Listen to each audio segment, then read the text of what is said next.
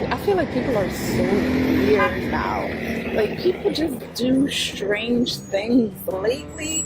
I feel like just everything is just so weird to me. Like especially people. Am I the only one that's noticed such strange behavior among the public lately? Like, people are just walking around like they have no soul. Is it just me, or have people been acting very strange recently? Like, I can't really describe it at all, but people have been just acting very bizarre recently. Like, you go out in public, people don't really even acknowledge you, and they just act really strange. It feels like you're the only real one, and you're surrounded by a bunch of, fake people for the most part, if that makes any sense. Like, it feels like I'm going through the motions. I don't know if anyone else feels like this. It just feels as if everyone has been acting strange.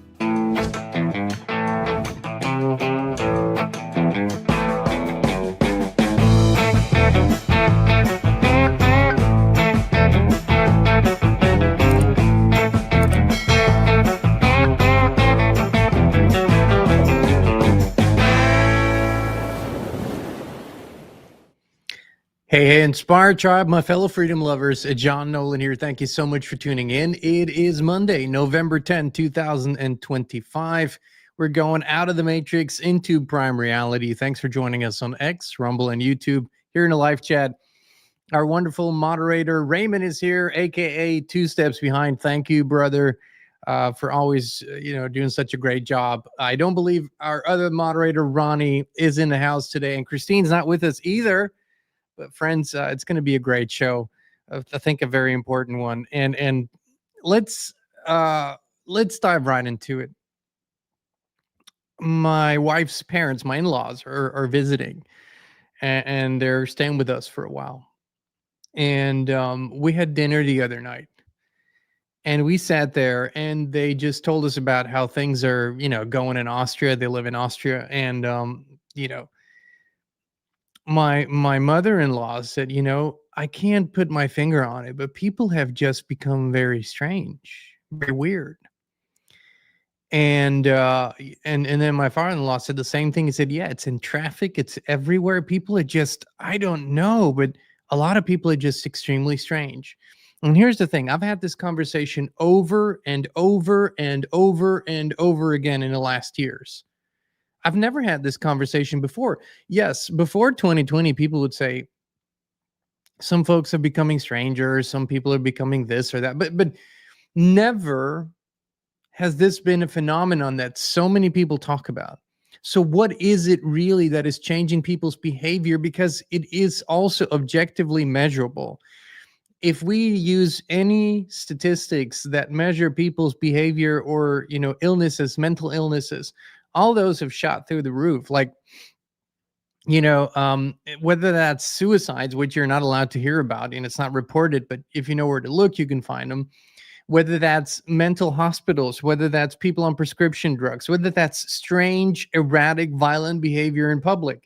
I mean, you look in the world, and then the thing is that boggles my mind is people see it, but they don't really want to ask why. And I talked to my in-laws, and I said, why do you think that is? And they said, well, they think a big part of it is the thing, the thing that everybody got. And I said, yeah, that biological thing, or anti-biological thing, we should say, yeah, that is definitely a big part. And that's where, around that subject is where we can start this conversation today, but it's not nearly enough.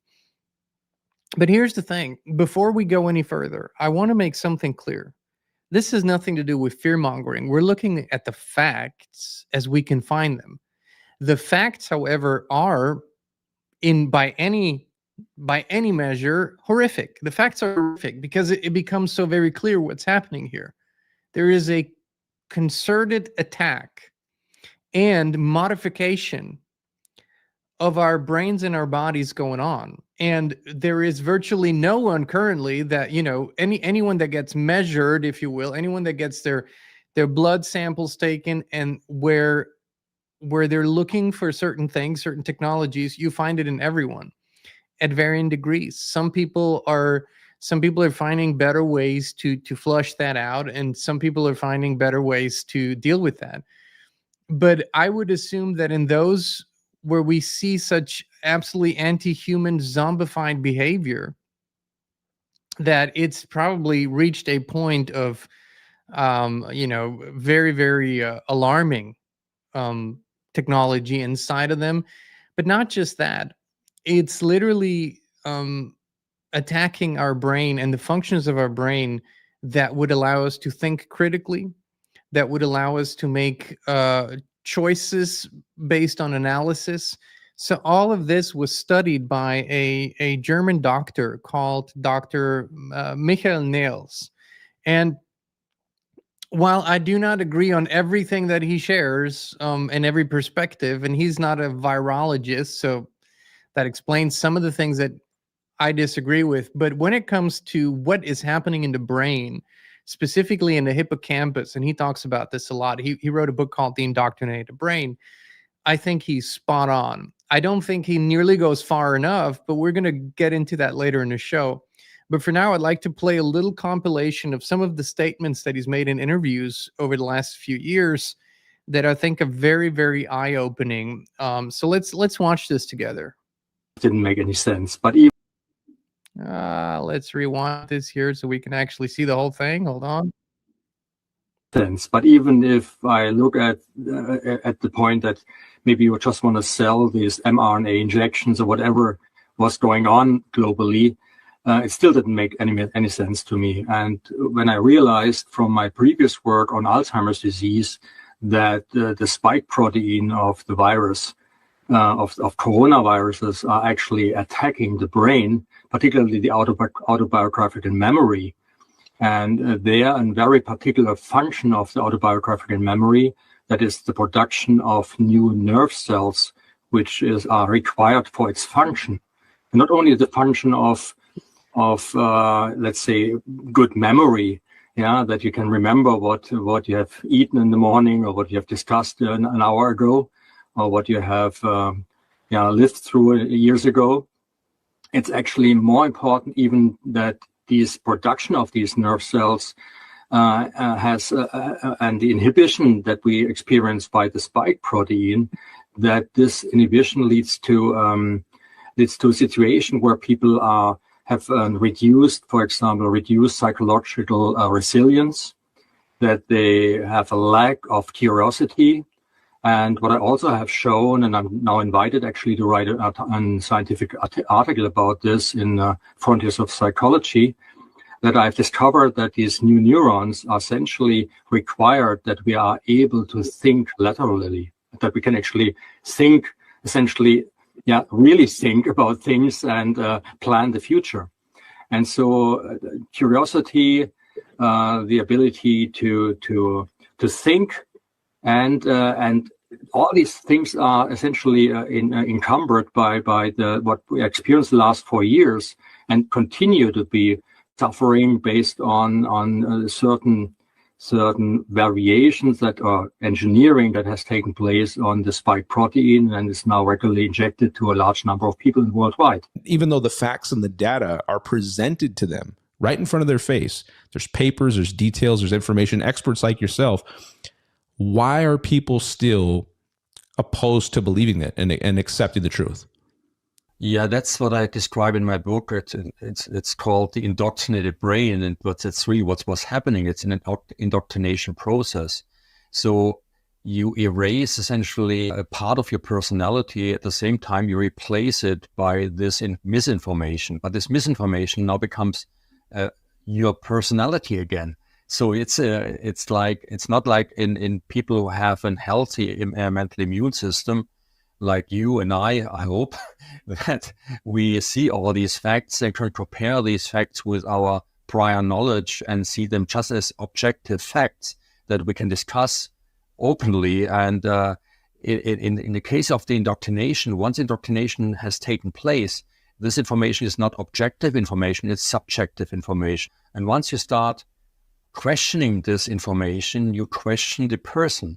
So it becomes, and I see it in my family, even in my more distant family, thankfully, not in my close family, but my distant family. If I want to discuss these issues, it's like I step on their toes. I invade their personality space. It's like I hit them in the face by just talking about facts, because these facts are now part of their personality. They don't want to rethink their personality. They don't want to be questioned. And that's the biggest problem we have to overcome. So this is just a little bit from Dr. Michael Nels, who wrote The Indoctrinated Brain, and which doesn't just talk about, psychological propaganda. It doesn't just talk about how we're being bombarded on social media and psyops and information warfare. No, he actually talks about how our very biology in our brain is being changed. And he specifically focuses on the hippocampus and how the production of the new neural cells is not only stopping, but we're losing them, not producing any new ones, and losing the ones that we have. So basically, on average, it's like a, it's like a young Alzheimer's, basically beginning of Alzheimer's. And the function of this, once it shuts down more and more, it takes away some basic human traits that we have. So we're losing some personality traits. We're losing some signs of humanity, and in favor of, the reptilian brain, which is those survival instincts that are bred into us, if you will, that are going to kick in more and more in people, and we can see that, which overrides any kind of compassion, empathy, analytical thinking. The reptilian brain is really more like a let's get the job done deal to survive. So they're moving people through technology and in much, much deeper ways than I think Dr. Nels explores in his work. And I'm not an expert on his work, but from what I can tell, but I think he explains in very clear terms and very, very profoundly why behavior is changing. Now you compound this, this is an all-out approach. It encompasses everything from spirituality, the spiritual attack. Then you have the biological attack in combination with all other things, the EMFs, the electromagnetic frequencies, the poisons that we consume. And then, a big part of which he also shared was that when people are in isolation for a prolonged period of time, it also affects the production of those neural cells negatively. So people that live in isolation from others, because we're social beings, we lose these neural cells that help us in our brain function to be more social. So that explains in many ways why so many people act so strange. Now, here's the thing. This is a debilitation or debilitation. I think debilitation is the word. This is debilitating not only to older people, but to younger people just the same. And so this is why I have said for longer periods of time, people don't want to hear this. They always fight me on this, or they think when you live in a very densely populated area, you're going to have to deal with that a lot more at a highly increased rates. And we're just going to see more and more erratic behavior. And it's not because people are necessarily choosing that. It's the choices that they made. The consequences of those choices are what we're seeing now. And in my estimation, a good portion of those people is beyond help, not because there wouldn't be a way to help them, I think, but because they have no awareness, none whatsoever, of what is happening and what has happened to them. Everything that they experience, they see as coincidence.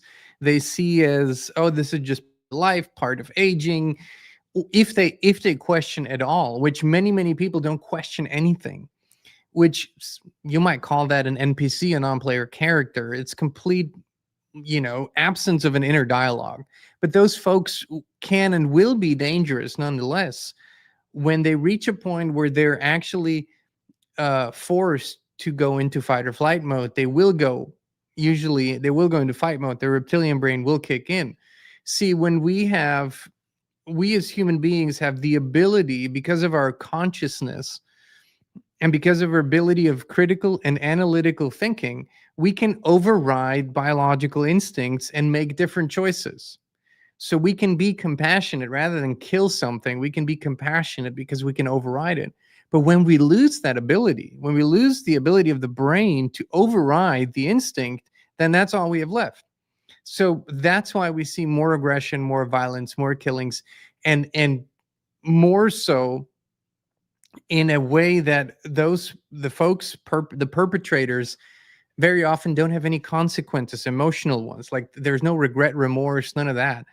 You see senseless killings and people have no remorse about it because they have lost literally their physical and brain abilities to experience that remorse, which was designed. None of this is by happenstance. None of this just happened.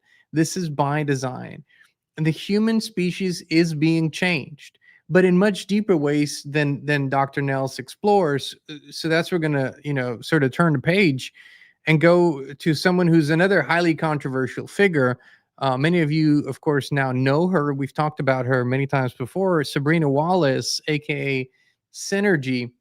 She's got the Synergy channel, PSI Synergy, and she talks about a way deeper, basically, intrusion into our bodies, into our biofields, and how we have, as human beings, have been hacked a long time ago, and how the technology has entered us and is using us and abusing us and manipulating us in deeper ways than ever before. So let's watch a few clips of Sabrina, which, fair warning, she doesn't hold back, doesn't pull any punches. She swears and she has a certain style. Nothing to apologize for. Just that's who she is. You ever heard of an engineered system before?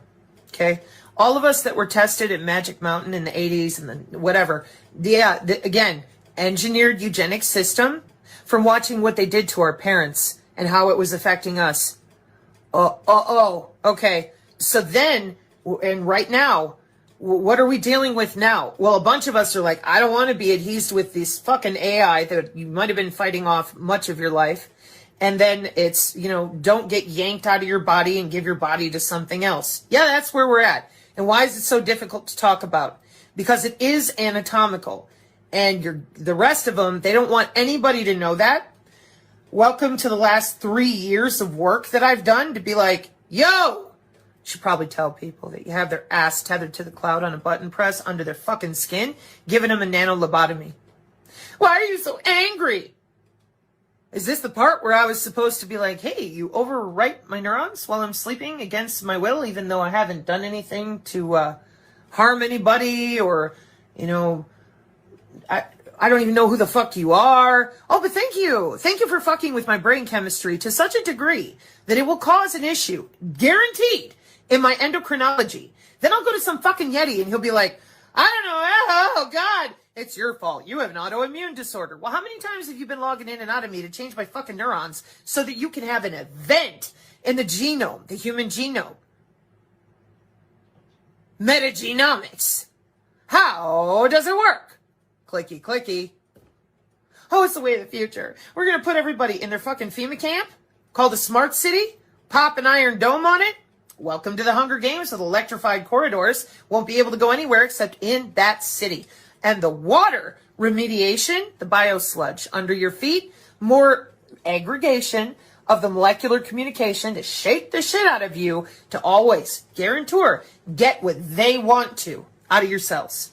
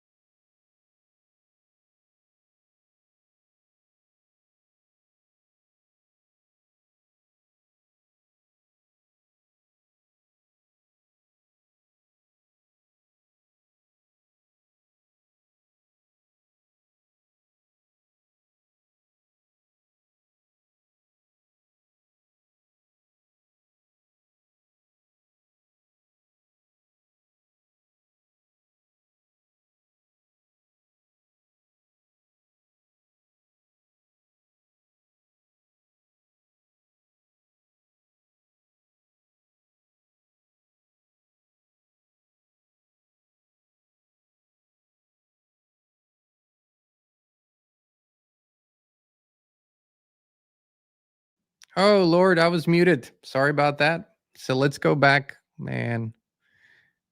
Thank you for your so when we, I did give you a fair warning about Sabrina, by the way. She does swear, and that's who she is. I really like her style, but um, when we consider her information that she's been gathering for quite some time, um, and she brings the receipts in form of really a lot of publicly available, or all of them are publicly available studies and documents, government agencies, NIH, DARPA, and all the others. Like, she's just literally, connecting the dots of the biotech sphere, how long this has been going on, how long they've been hacking into our brains and bodies and using it. But if you consider why, right? What is really going on? We're, on the one hand, the overall numbers of our species are being heavily reduced. That's one part, just a culling. It's happening. We can't deny that it's happening. It's happening.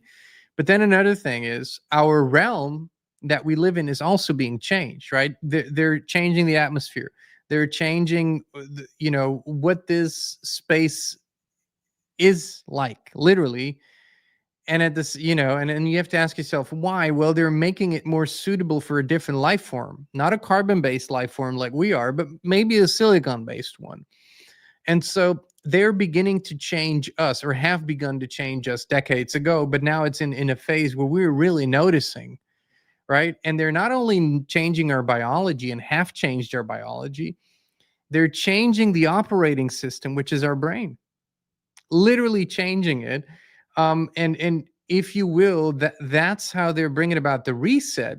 Because once you infuse an operating system or fuse it with AI, well, you don't need to go through the whole trouble of just exterminating a whole race. You just change it as we go, as we lose our memory, as we lose our ability to think critically. And if you observe human behavior in the last years, how many things have happened in the world where you go, clearly, something big must change now, because look at the big things that have happened. I mean, just look at hundreds of occasions, for example, during the Biden residency.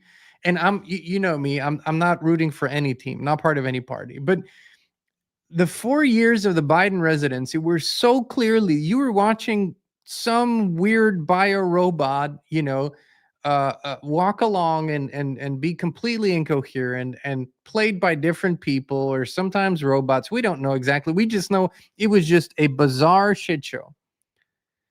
But life just kept going on. People just, yeah, okay. So we move on. Okay, so something drastically strange happens. People are kind of curious for a few days, but then they move on. Why? Well, we now have an explanation. We know that the very part of their brain that's responsible for receiving information, comparing it to everything they already know, and going through an analytical process, coming to a certain kind of conclusion, all of that isn't really happening anymore in most people's brains. Like, they just don't, their brain doesn't do it any longer. So they've lost some of the most basic functions of a human. And what do we compare it to? Well, it's a mild form of like Alzheimer's or dementia, really, where people are, what are they losing? They're losing memory, but they're also losing especially short-term memory, right? They can't really remember anything new any longer. But also this critical thinking ability starts to go away very, very quickly. And that's what we're seeing in humanity. So we can say this is not happening. We don't want to acknowledge it, but how can we possibly do anything about it when we don't, with a lot of curiosity, ask the big questions and then start finding answers? Because here's the thing. You might not be into tech. You might not be into living in the city and being up with the newest iPhone and newest crap and virtual reality glasses. It doesn't matter. You are just as affected as anyone else. We all are, but there's things that we can do about it. But before we go into that, let me play another clip by Sabrina where she explains a little bit deeper as to what is happening and how it's happening.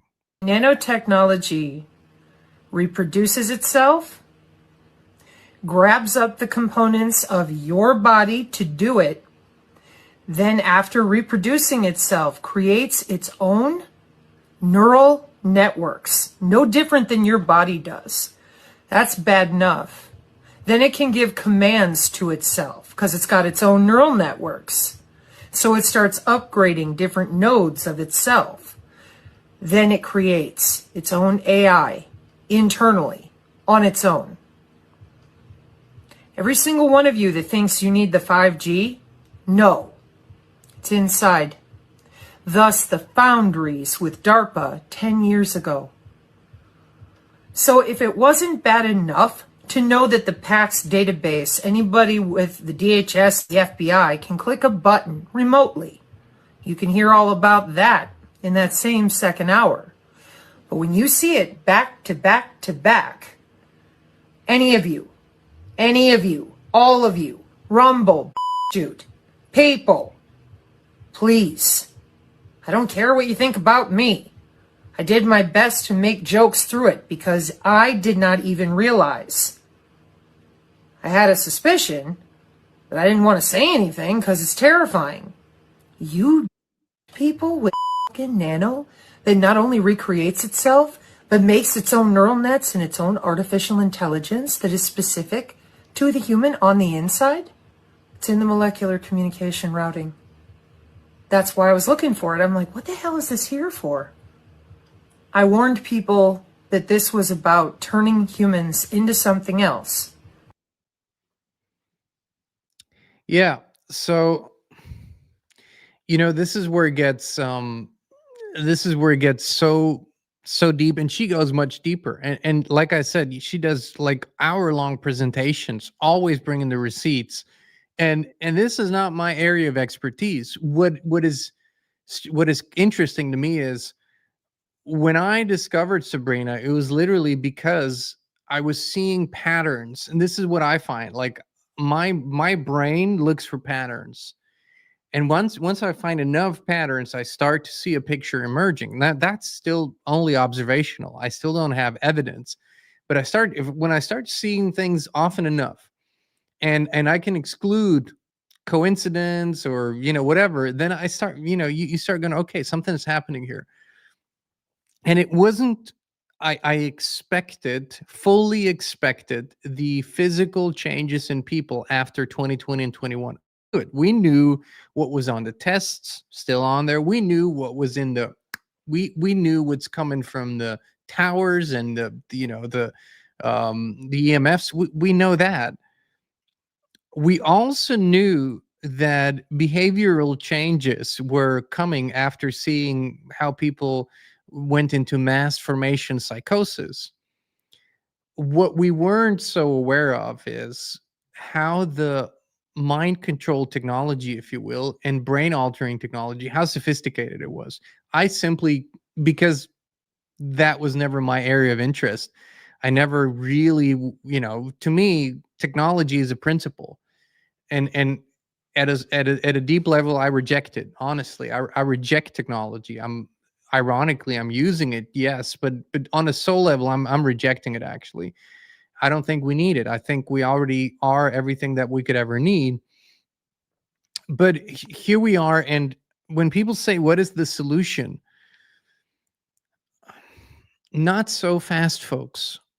The problem so often is when people are looking for a solution is that they haven't taken the time to identify the problem correctly. Because people don't want it. They just want a quick fix. I don't want to deal with this. This is dark. This is crazy. This is insane. Yes, all of those things it is. But unless we deal with them and actually get to the core, the solutions won't be right because we haven't identified the problem correctly. So the solutions that I have come to is every problem that I've ever faced in my life has always led me to questioning deeper, who am I actually? What is my true nature, and what is the nature of this problem? When I asked those questions, I found out what is my true essence and what is the true essence of the problem. Usually what I find is the true essence of the problem is very, very small, kind of unimportant, and the true essence of who I am, and who you are, by the way, is infinite. So, then we're already finding sort of like a proper proportion here. Another thing that I always encourage people to ask is, are you really small and insignificant? Are you really just, do you really not matter? If that is the case, why do they have to jump through all the hoops to poison you, to manipulate you, to mind control you, to bombard you, to do everything and anything in their power to try to bring you down, your thinking down, your being down, if you're so insignificant? So when we ask the right questions, we can start finding better answers. Another one is, do we live from the perspective of human, just human, which is bones and flesh and blood and brain matter, and and all matter is illusion anyways. But when we live from that human perspective, then the fight seems David versus Goliath. I agree. Seems very unfair because they have all the tech, they have all the power, they have all the money. Yeah, and then from a human perspective, we're baked. I agree. But when we look at it from a spirit perspective, it's exactly the other way around. Then it's David versus Goliath, but we're Goliath and then some, right? So these questions help. That's why we talk about those things so much. That's why we talk about self-reliance. It isn't only that you can feed your body and feed your family. It is what you experience through the ability and what you remember about yourself that matters most. It's you remember yourself to be a sovereign being when you can do that. See, physical survival is just one thing. It's not the most important thing. Really, these bodies are cool and all while we're here, probably good to get around, but it's not the beginning or end of life. We just accept this as a current vessel. And of course, we're going to do what we can to keep it in good shape and all, but that's just one aspect. But self-reliance is about remembering that a life independence, a life that is independent, where you are depending on others and other systems, a life where you have to answer to a self-proclaimed authority, all of those things aren't natural to who we really are or our essence, okay? So these are the solutions that I am finding sort of are the foundation. Now you can then say, how do we detox? How do we do that? Yeah, we got to do all of that. But first, we have to know who we actually are and what it is that we're detoxing. The first thing that we detox from are the toxic beliefs and thoughts about our insignificance, which are lies. We are not insignificant. We're part of the all that ever is and can be. So we can't be insignificant, right? So that's the first thing. Detox your thoughts and belief systems. Now, then, once we go through that stage and we sort of accept and embody our divinity, which, I always use Greg Braden's definition that he uses is, our ability to transcend perceived limitations that we believe we had, but are not actually true or real. That's divinity, transcending that. Okay. So then we ask, well, but now we still have all this crap floating around in our body and all this. And now we can ask, so from this bigger perspective, how do we align the body with purity of spirit? Okay. Now, now people start asking great questions. And I only listen to people on that matter who have a certain purity of spirit that I can feel. Like when I listen to someone who might be considered a great doctor or a great scientist, but I feel nothing from their spirit, I can't listen. I don't trust the person. So, but there are some that are really great that I would encourage you to go listen to. Our friend Dr. Ed Group, there's a beautiful spirit there. And he shares some things that are actually quite unbelievable, but then again, very believable. Now, we're not making any medical claims here, but when I asked him in my interview with him, Doc, what, these technologies, the nanotech that people find in their bodies, and the self-assembling tech and all that, it's new to our system. And our body doesn't have an ability yet to defend against it. What could we do? Have you found anything? I was thinking he's going to tell me about supplements or things that, might help with that, of which there are some, but he was actually starting to talk about urine therapy. And I said, okay, that's interesting.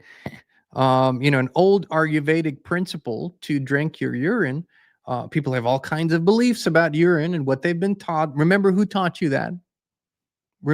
Always remember who taught you that. And then maybe that source isn't so trustworthy. But we've been practicing urine therapy for quite some time now, and have seen some quite wonderful results with it. Now, one of the things that Dr. Group said was that after a certain period of time of doing that, for some reason, the body tends to create a new defense system. So for some reason, it can use the intelligence that it gathers to build a new shield and get stuff out. Now, I can't make that claim. That's what he said. I don't know that that's true or not true, and we're not giving medical advice. What I can say is that it's damn well worth a try. Okay, because there's all these other benefits that people have shared over thousands of years about urine therapy, but please do your own research. And then there is what Sabrina Wallace shares, which is so important, which speaks to your ability to move energy and to move intentionally things in and out of your body or around your biofield, your aura. So let's listen to that together. First thing you do is center and focus, expand your field, shove all the energy off and off, or out and off of you, out and off of your room. The software that they use is built on grids, no different than turn-based strategy games. So here in my home, this is a square room, for example. Step one, every bit, every single molecule out as I expand my biofield. Oh, you can't do that. You got to have a wearable. You got to have something you can look through. No, I don't. That's how when I call people or when I talk to somebody online or on the phone for years and years, never needed caller ID. I know what you're wearing when you connect with me or right before you do, when you're sitting at your desk, I see what you do. That's natural telepathy, empathy, precognition, running through my biofield. Okay. So when I'm pushing with kinetic energy, I'm affecting ion and electron change biochemically. I'm affecting my bloodstream. Then I am elongating. I am extending the wave. I am amplifying the density, connecting to the ley line, which is right here on the front. When I pile erect like that and it's coming and going, that's me with amplitude and biofield concurrence to make sure that me and the ley line are on the same energy.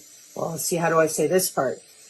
The same wavelength temporarily. Because of the different, well, it's where I live. I can't anchor my ley line all the time. She's the one that runs across my front yard that I'm normally attenuating to. Sometimes it gets pulled into other systems underground, and then it becomes almost too hot, charged for me to attenuate with. But on mornings like this morning, things are running normal, so trees are out, or the sun is out, trees are happy, and it's easier for me. So this is the approach that I absolutely 100% love, agree with, and we've all been doing it in our own ways. Just think about, many people think it's all woo-woo, but what do people do when their child, their baby is in pain? What do? You stroke the part that hurts them. Why do you do that? Why do we do that? Well, because we can move energy, because we can move bad energy, or hurtful, painful energy in that moment. We can move it. We can change things. We have that ability. And that's the note that I want to close on today, is that if we were small, unimportant, and non-powerful beings, then none of that would be necessary, right? You know, it just wouldn't. But here's billions and trillions of dollars invested every year into more sophistication to get us under their thumb, and it's still not working. You're still here. You're still, I mean, come on. Give yourself some credit here. You know, give yourself a pat on the shoulder and give yourself some love. You're here. There's a reason why you're here. There's a reason why you want to move beyond this crap and experience the fullness of who you are. And by showing that to others, you give them permission to do it too. There's a reason why we're here. And that's, if you look at this big picture, folks, this is why we speak about the things we speak about. This is why we share with you what we share with you. This is why we recommend what we recommend. It's only for that reason. Do you think any of us came here to have a YouTube channel or you know, to create and sell supplements? That is just part of this current thing that we need to do to move to the next step. That's all that it is. It has no self-serving purpose. I love that all of our friends, all of our partners, all of the people that we collaborate with, we all know that we're working ourselves out of a job, and that's the whole purpose of it. No, this is not, this is the part of life where we unlock things again. So yes, they're hacking into our bodies. Yes, they're trying to mess with our brains. Yes, they're doing these things, but guess what? We have a choice. We have a say. And once we become aware of something, that's so important. When people don't want to look at information, all that they're saying is, I'm giving this part of my life up to someone or something else. I'm surrendering my sovereignty over this part of my life to someone else. You just have to you put on your big boy pants and put on your big girl dress and become aware. Take back sovereignty over every aspect of your life. That's your duty. That's why you're here. And when you do that, guess what? Fear just isn't part of the equation any longer. If somebody says, I have authority over you, I'm going to do this to you, what do you say? Fuck you. You don't. Go shove it where the sun don't shine. Easy as pie. So,